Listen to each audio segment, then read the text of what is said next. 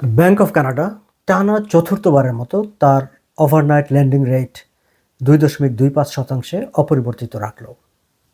অর্থাৎ আমরা যেটাকে ইন্টারেস্ট রেট হিসাবে উল্লেখ করে থাকি, সেই ইন্টারেস্ট রেট 2.25%-এই অপরিবর্তিত থাকলো চতুর্থবারের মতো।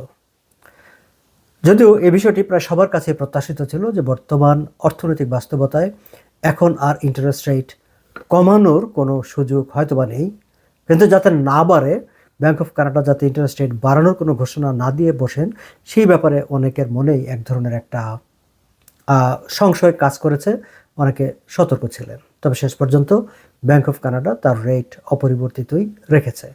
তবে কেন্দ্রীয় ব্যাংকের গভর্নর টিফ ম্যাকলেম সতর্ক করে দিয়ে বলেছেন যে বর্তমানে যে অর্থনৈতিক অনিশ্চয়তা, অন্য যে কোনো সময়ের চাইতে বর্তমানে কানাডার অর্থনীতি এক ধরনের একটা আনসার্টেনিটির মধ্যে আছে, এবং এই আনসার্টেনিটিটা যতটা না ইকোনমিক কম্পোনেন্টের কারণে, তার চাইতেও বেশি হচ্ছে জিওপলিটিক্যাল কারণে। মধ্যপ্রাচ্যে কী ঘটবে, মার্কিন যুক্তরাষ্ট্র কী সিদ্ধান্ত নেবে, আদার মিডল ইস্টার্ন কান্ট্রিগুলো কীভাবে রেসপন্স করবে, কোনো কিছুই আসলে সার্টেইনভাবে পূর্বাভাস করা ডিফিকাল্ট।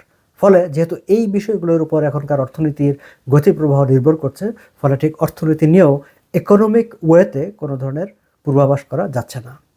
তবে গভর্নর সতর্ক করে দিয়ে বলেছেন যে দুটি কম্পোনেন্টের উপর দিকে তারা খুব গভীর মনোযোগ দিয়ে তীক্ষ্ণভাবে তারা নজর রাখছেন।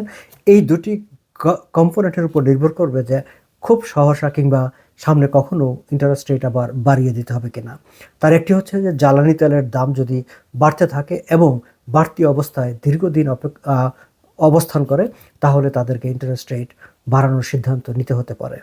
অপরদিকে মার্কিন যুক্তরাষ্ট্রের সঙ্গে কানাডার যে বাণিজ্য আলোচনা চলছে, সেটি যদি কোনো কারণে ফেল করে এবং ডোনাল্ড ট্রাম্প যদি নতুন করে বড় ধরনের কোনো বাণিজ্য বিধিনিষেধ কানাডার উপর আরোপ করেন, অর্থাৎ নতুন করে আরও বাড়তি ট্যারিফ আরোপ করেন, তাহলে ব্যাংক অফ কানাডাকে হয়তো কনজিকিউটিভ মানে বেশ কয়েকবার একাধিকবার ইন্টারেস্ট রেট বাড়ানোর সিদ্ধান্ত নিতে হতে পারে।